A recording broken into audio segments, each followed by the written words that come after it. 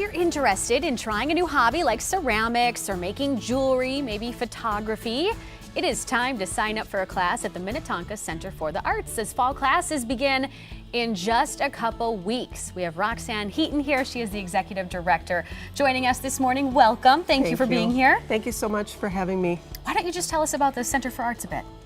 Well, we're a community arts organization. Many people are really surprised to hear that we've been around over 70 years. Wow. So we've been doing this a long time. Yes, We've gotten pretty good at it. And you have a lot of classes. We do. We started out as an organization for painters primarily, and now our program is very, very diverse, and we teach classes in a multitude of disciplines. We do classes in ceramics and sculpture, jewelry making, photography, fiber arts, and more. And we also have programs that are super interesting to people that might not necessarily want to make art, but they want to learn about art. We do lectures, we do field trips.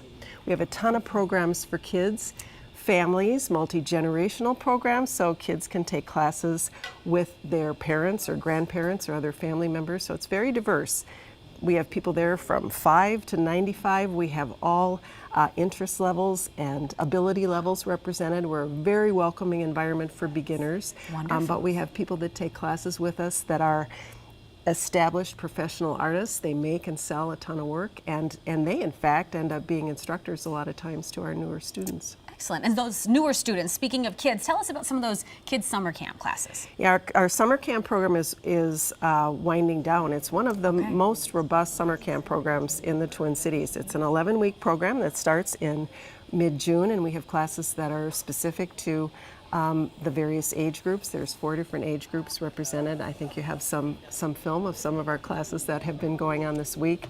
They're super well attended and very popular, and we have a couple of pieces that were produced this year in our summer camp program. Yes, they look great. We also have Chrissy who's doing a demonstration for us. We do. So let's talk a little bit about the adult classes as well. Sure.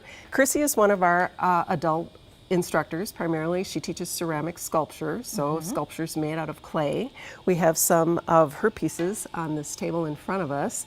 What she's doing now is she's actually creating a wall sculpture.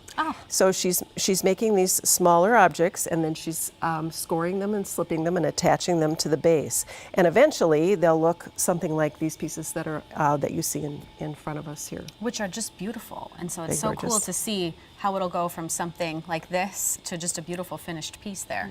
And the multi-generational classes, this was something that caught my eye when I was on your website. What a fun way for parents to get involved in something really creative with their kids. Grandparents, another great idea. You said that happens a lot. It does happen a lot. Okay. A lot of grandparents and a lot of parents, and sometimes whole families will come, all generations. And we offer those programs year-round, and there's a lovely assortment in the fall program. Okay. Any favorite classes of yours? Oh, can you pick one? That's tough. That's tough because I did pottery for a lot of years, so I have a fondness for the wheel. But I'm also super interested in jewelry making. We have jewelry classes that are very well attended, and we've recently added an element to the program with something called precious metal clay, which is fascinating because essentially you're making jewelry out of clay that is then fired, and most of the clay evaporates essentially, and the piece becomes 99.9% whatever metal it is, silver or copper, and it's super accessible, and it just makes jewelry making so much easier than soldering.